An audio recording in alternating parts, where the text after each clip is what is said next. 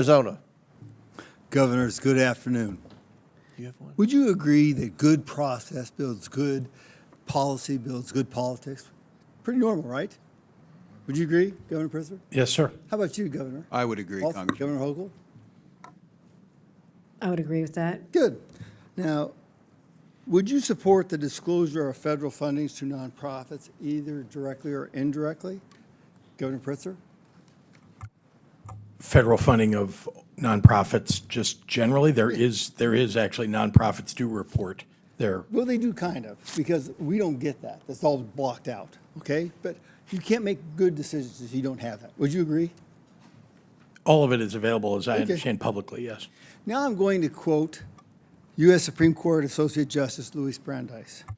He said, "In a government of laws, existence of the government will be imperiled if it fails to observe and uphold the law scrupulously. Our government is potent, the omnipresent teacher. For good or for ill, it teaches the whole people by its example.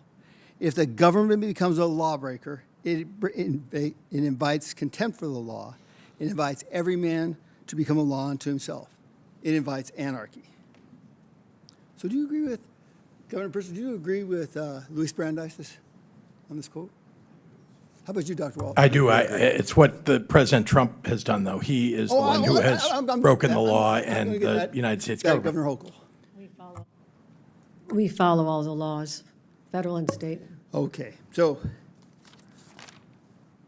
why would I ask you about nonprofits financing and this quote from Louis Brandeis? What if I were to present you evidence that U.S. citizens and even foreign citizens on foreign soil were coaching illegal aliens how to bypass U.S. immigration law? Now, let me remind you, as soon as an alien crosses the border illegally, they become criminals under the federal law. Governors or sanctuary cities policies blatantly ignore the supremacy clause, as Mr. Palmer expressed, of the U.S. Constitution, and it circumvents federal immigration laws to harbor criminals.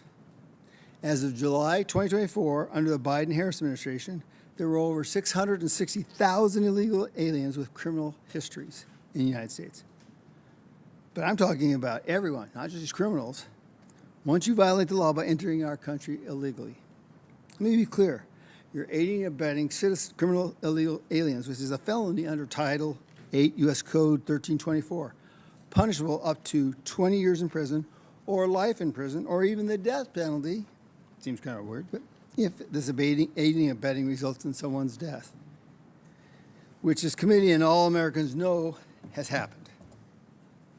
Wouldn't you want to even err on the aspect of caution? I would. I really would. Now, Governor Hochul, do you like nature, and do you consider yourself a conservationist? I do. I'm one of those.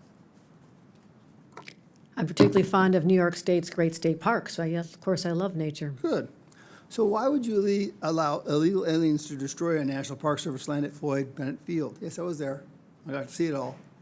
But, I mean, even putting people in that process. Well, I would hardly call it a park. It was a place that people used to train for military exercises. But you know what? Somebody found it as a park, right? Well, Did they not? They considered it a national park. It's a park. Okay. Technically, it's under the Department of Interior. Okay. Governor Walz, do you know the estimated size of a milligram, of 2 milligrams? I think generally, yeah. You can barely see it's the tip of a pencil, sharpened pencil at that. And that's a lethal dose of fentanyl, which your running mate, Harris' open border policies welcome to the United States. Similarly, your sanctuary policies are playing games with American lives. Do the millions of lives lost to fentanyl constitute an all-out assault on our broken borders? They do. Yes or no? Do you support tribal communities, Governor Walz? Do I support tribal communities? Yeah. Under PL 280 or? Oh, do you support? Yeah, I certainly tribal? do. No. Okay, I do. Yeah. Okay. What about the transnational criminal cartels trafficking drugs and people across our tribal lands? This is epidemic. Epidemic. So I'm going to finish up by this. Governors, this is my promise to you. I will work tirelessly with President Trump to secure the border, build the wall, stop the flow of fatal fentanyl into our nation, and I will see that you are held accountable for the violations of our crimes against the people of the United States. Our immigration system's not broken. We just needed somebody like Donald Trump to uphold the rules of law. I pray for the safety of our immigration, ICE officers, and all the officers, and I yield back. Gentleman yields back. Ms. Crockett has a unanimous consent request. Yes, Mr. Chair. I'd like to submit a unanimous consent request for, this is from the Alabama Reflector. It says, study says undocumented immigrants paid almost $100 billion in taxes.